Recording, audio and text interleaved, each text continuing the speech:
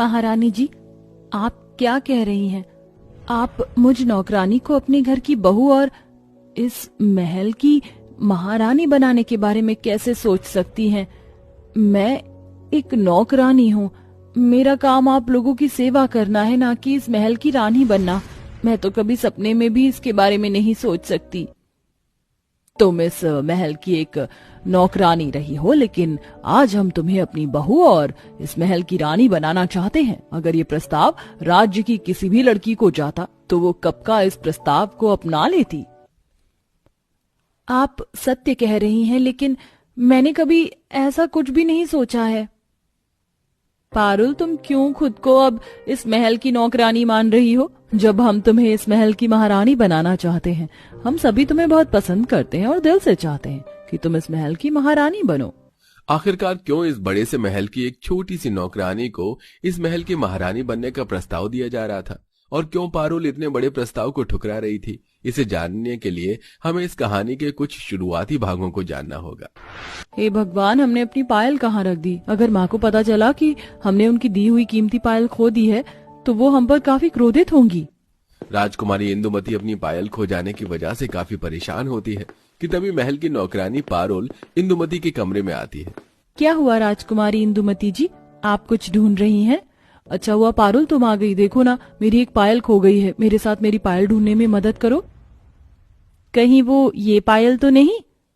यही तो वो पायल है, लेकिन ये तुम्हें मिली कहाँ? कल आप जब बगीचे में झूला झूल रही थी तो वहीं ये गिर गई थी। पारुल, तुम्हारा बहुत बहुत शुक्रिया। पता है, अगर ये पायल खो जाती तो माँ कितना गुस्सा करती। मैं तुम्हारे रहते मुझे कभी कोई परेशानी नहीं हो सकती। महाराज, ये आप क्या खा रहे हैं? वैद्य जी ने आपको कुछ दिनों के लिए सादा भोजन करने के लिए कहा था ना? हमने आपके लिए सादा भोजन बनवाया है। हम अभी आपके लिए लेकर आते हैं। नहीं, हमें वो सादा भोजन नहीं खाना है। सादा भोजन खा खा कर हमारे तो मुंह का स्वाद ही बिल्कुल बदल सा गया है। लेकिन राजा जी, अगर आप सादा भोजन नहीं खाएंगे तो आपकी तबीयत और बिगड़ सकती है, और वैद्य जी फिर आपको और कड़वी दवाइयाँ देंगे। तो अब आप खुद सोच लीजिए कि आपको कड़वी दवाई खानी है या सादा भोजन। महाराज, क्यों जिद कर रहे हैं? पारुल का तो आप जानते ही हैं कि वो जो ठान लेती है वो करके ही रहती है। जाओ पारुल, तुम सादा भोजन ले आओ। कहने को पारुल इस बड़े से शाही महल की एक नौकरानी थी, लेकिन पारुल को सभी लोग काफी पसंद करते थे। पारुल महल के महाराजा, महारानी, राजकुमारी और राजकुमार का काफी अच्छे से ध्यान रखती थी। जहां पर इस शाही महल में पारुल इतना खुश रहती थी, वहीं जब भी पारुल शाही महल से निकलकर अपनी गरीब झोपड़ी में जाती थी तो मानो जैसे उसकी जिंदगी में जैसे सारे गम वापस लौट आते थे। पारुल बेटा, तू आ गई? माँ, बाबा, आप लोगों ने दवाई नहीं खाई क्या? और ये क्या, आपने तो कुछ खाया भी नहीं है। चूल्हा भी यूं ही ठंडा पड़ा है। पारुल बेटा, घर में कुछ होगा तो खाएंगे ना। बस 2 मुट्ठी चावल पड़े हुए थे। शरीर से इतनी भी हिम्मत नहीं हुई कि उठकर चावल ही उबाल लूं। अपने माता पिता की हालत देख पारुल जल्दी से राशन लेने के लिए दुकान पर जाती है। बस आज एक और दिन मुझे राशन दे दीजिए। जैसे ही मुझे महल से तनख्वाह मिलेगी, मैं आपका सारा कर्ज चुका दूंगी। अरे यह तो तुम पूरे 6 महीने से कह रही हो। शाही महल की नौकरानी हो, इतने भी तुम्हारे पास पैसे नहीं है कि मेरा कर्ज चुका सको। अच्छे से जानता हूँ तुम जैसे लोगों को। पैसे दबाकर इकट्ठा करके रखती हो और लोगों को देने का नाम नहीं लेती। अब जाओ यहाँ से, मैं तुम्हें अन्न का एक दाना नहीं दूंगा। राशन वाले की बात सुनकर पारुल उदास होकर वहां से जाने लगती है कि तभी पारुल को रास्ते में एक सब्जियों का खेत दिखता है। पूरा खेत सब्जियों से भरा हुआ था और आसपास खेत का मालिक भी नहीं था, जिसे देखकर भगवान, चोरी करना पाप है, लेकिन आप तो मेरे हालात जानते हैं ना। मुझे इस चोरी के लिए माफ कर दीजिएगा। पारुल जल्दी से उस खेत से तरह तरह की सब्जियां तोड़कर अपने कपड़ों में छुपा लेती है और घर ले जाकर घर में रख के 2 मुट्ठी चावल और सब्जियों को डालकर खिचड़ी बनाकर अपने बीमार माता पिता को खिलाकर उन्हें दवाई देती। पारुल बेटा, अब तेरी विवाह की उम्र हो चली है। जिस उम्र में तेरे हाथ पीले होने चाहिए, उस उम्र में तू अपने माता पिता की सेवा कर रही है। न जाने कब तेरा घर बसेगा। अपने माता पिता को माफ कर दे बेटा। माँ, बाबा, आप ऐसा क्यों कह रहे हैं? और मुझे कोई शादी नहीं करनी। शादी करके मैं आपको छोड़कर नहीं जाना चाहती, और अगर मैं शादी करूंगी भी तो मैं आप लोगों को अपने साथ लेकर जाऊंगी, समझे आप? पारुल को जो भी पैसे मिलते थे वो सब उसके माता पिता के इलाज में चले जाते थे। पारुल के पास कभी भी 1 रुपया नहीं बचता था। इन सब के बावजूद भी पारुल कभी अपने शाही महल में काम करने का फायदा नहीं उठाती और हमेशा ईमानदारी से ही काम करती। समय गुजरता है और राजकुमार शैलेंद्र के लिए एक बहुत बड़े शाही घराने का रिश्ता आता है। हमारी तरफ से ये रिश्ता पक्का समझिए। अब आपकी बेटी ही इस महल की महारानी बनेगी। लेकिन आपसे एक छोटी सी विनती है, हम ये शादी जल्द से जल्द करना चाहते हैं। हमारे ज्योतिषी ने हमसे कहा है कि अगर हमारी पुत्री का विवाह आने वाले 10 दिनों में नहीं हुआ तो अगले 2 साल तक कोई भी मुहूर्त नहीं है। आप चिंतित मत होइए, इन 10 दिनों में ही आपकी पुत्री और हमारे पुत्र का विवाह होगा। जोरों शोरों से शादी की तैयारी होती है और सिर्फ 10 दिन के अंदर ही 2 परिवार के बीच राजकुमार और राजकुमारी अंजलिका का विवाह हो जाता है। शादी के बाद की रस्मों में सारी रात गुजर जाती है। अगले दिन जैसे ही राजकुमार अपने कमरे में जाते हैं तो देखते हैं कि उनकी पत्नी अंजलिका कमरे में नहीं है और बिस्तर पर एक चिट्ठी लिखी हुई है। मुझे माफ कर देना, मैं किसी और से प्यार करती हूँ। मेरे पिता ने ये शादी जबरदस्ती करवाई है। मैं अपने प्रेम के बिना नहीं रह सकती। मैं जा रही हूँ। चिट्ठी पढ़कर राजकुमार काफी परेशान होता है और सारी बात जाकर अपने माता पिता को बताता है। अब हम समझे कि वो क्यों इस विवाह को जल्द से जल्द करना चाह रहे थे। अब हम क्या करेंगे? अगर राज्य में ये बात फैल गई तो हमारी कितनी बदनामी होगी। पूरा परिवार काफी ज्यादा परेशान होता है। वहीं पारुल हर दिन की तरह महल के कामों में लगी होती है। तभी पारुल को देख राजेश्वरी पारुल को बुलाती है और उसे अपने पुत्र से विवाह करने का प्रस्ताव देती है। हम चाहते हैं कि आप हमारे सुपुत्र से विवाह करके इस महल की महारानी बने। आप बचपन से ही इस महल में रही हैं। आपको हम सभी के बारे में हर एक जानकारी है। आपको सबका काफी ख्याल है, इसलिए हम आपको अपनी बहू बनाना चाहते हैं। आपसे ज्यादा अच्छा हमारे इस महल को कोई नहीं संभाल सकता।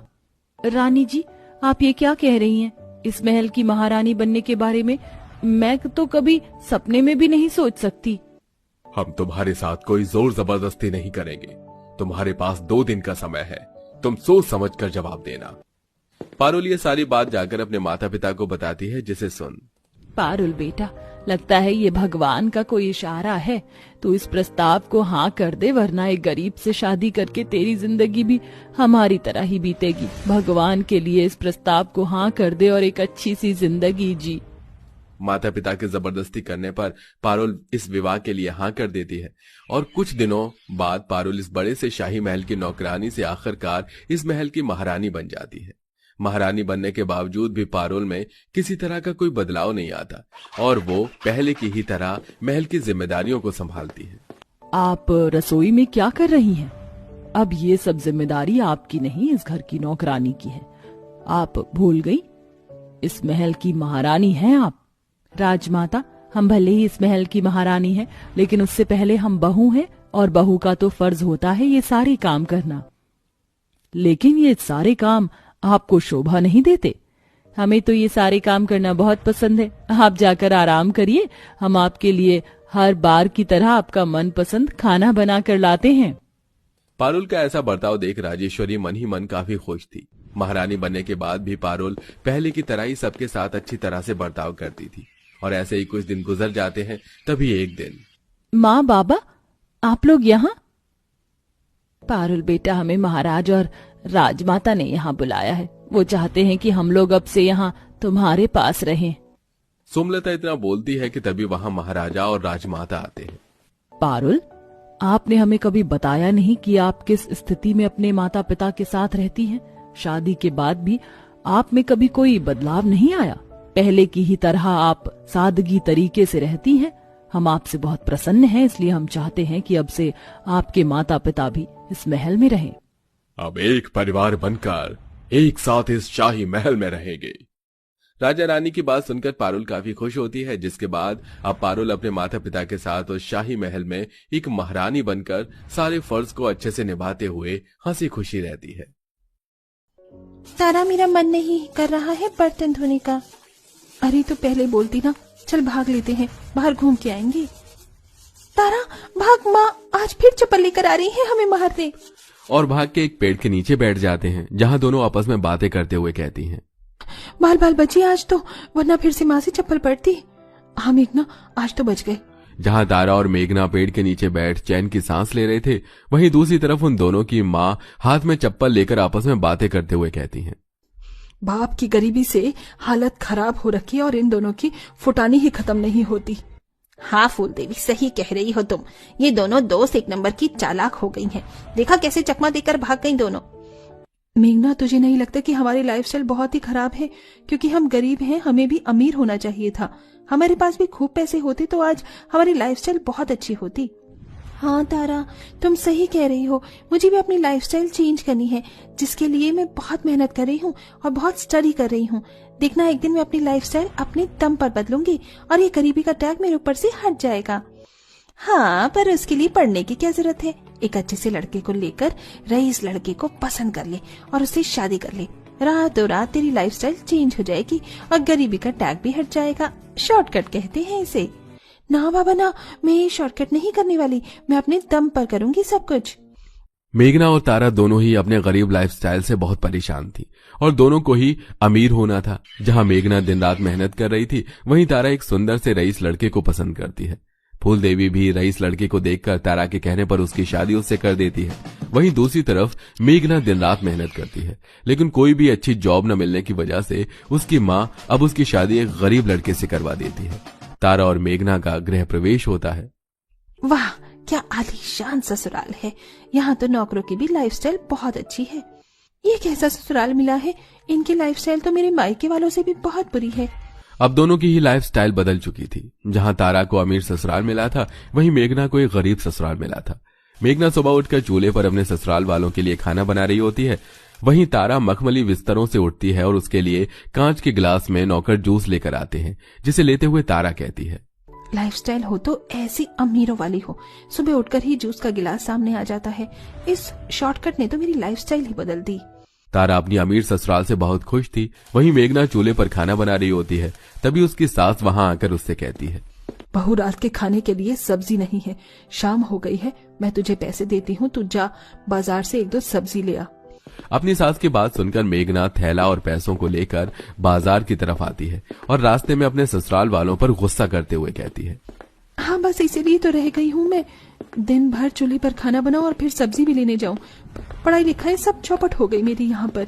इस ससुराल में तो मेरी पूरी लाइफस्टाइल बदतर हो चुकी है। तभी मेघना के सामने से एक बड़ी सी कार गुजरती है, जिसमें उसकी दोस्त तारा होती है। तारा कार के विंडो से मेघना को देख लेती है और उतरकर उसके पास आती है। मेघना, तुमने ये कैसी हालत बना रखी है? अपनी शादी के बाद तो तुम्हारी लाइफस्टाइल बिल्कुल ही बकवास हो गई। मेघना, तुम तो इतना पढ़ाई लिखाई करती थी जिससे तुम्हें एक अमीर ससुराल मिले। क्या हुआ इतना पढ़ लिख कर? ना तो अच्छा ससुराल मिला, ना ही सुख चैन। इसलिए कहा था ना, एक रईस लड़का देखकर शादी कर लो, तुम्हारी लाइफस्टाइल बदल जाएगी, तुम भी अमीर हो जाओगी। लेकिन नहीं, तुमने तो पढ़ना था, पढ़ो अब। तारा इतना कह के अपने कार में बैठती है और वहां से चली जाती है। मेघना को तारा की बातें सुनकर बहुत बुरा लगता है और वो निराश होते हुए अपने घर आती है। खाली थैला देखकर उसकी सास सुमित्रा कहती है, क्या हुआ मेघना बहू, तुम तो सब्जी लेने गई थी, पर तुम खाली थैला लेकर वापस आ गई। तुम ठीक तो हो ना? माँ जी, मैं ठीक हूँ। मेघना इतना कहकर अपने कमरे में चली जाती है और मुंह लटकाकर बैठी होती है। सुमित्रा को उसकी बातें सुनकर उसकी बहू जरा भी ठीक नहीं लगती। कुछ देर बाद उसका पति अविनाश, जो ठेले पर फल बेचा करता था, अपना ठेला लेकर घर आता है। तभी उसकी माँ मेघना के बारे में बताती है और वो फौरन कमरे में जाता है। मेघना, तुम ठीक तो हो ना? माँ कह रही थी तुम सुबह से उदास हो, क्या हुआ बताओ ना। मेघना अपने दोस्त तारा के बारे में सब कुछ अपने पति अविनाश को बताती है। अविनाश जी, मुझे भी अपनी लाइफस्टाइल अब चेंज करनी है। मैं इस तरीके से अपनी जिंदगी नहीं निकालना चाहती। मुझसे जितना होगा मैं वो सब तुम्हारे लिए करूंगा। बताओ मुझे क्या करना है, मैं कैसे तुम्हारी मदद कर सकता हूँ? मुझे अपनी आगे की पढ़ाई कंप्लीट करनी है, मैं पढ़ना चाहती हूँ। पीछे खड़ी सुमित्रा ये सारी बातें सुन रही होती है और वो अपनी बहू के कंधे पर हाथ रखते हुए कहती है, ठीक है बहू, तुम अपनी आगे की पढ़ाई करो, हम दोनों माँ बेटे मिलकर तुम्हें पढ़ाएंगे। मेघना के ससुराल वाले बहुत अच्छे होते हैं। वो दिन रात मेहनत करके मेघना को पढ़ाते हैं। अविनाश दिन भर ठेलों पर सब्जियां बेचता है और सुमित्रा लोगों के घर में बर्तन मांजकर पैसे कमाती। वहीं मेघना दिन रात मेहनत कर रही थी। ऐसे ही समय गुजरता है और मेघना की मेहनत रंग लाती है और मेघना एक ह्यूमन रिसोर्स मैनेजर बन जाती है और अब मेघना की लाइफस्टाइल पूरी तरीके से चेंज हो जाती है। छोड़ दीजिए, मुझे दर्द हो रहा है, चोट लग रही है।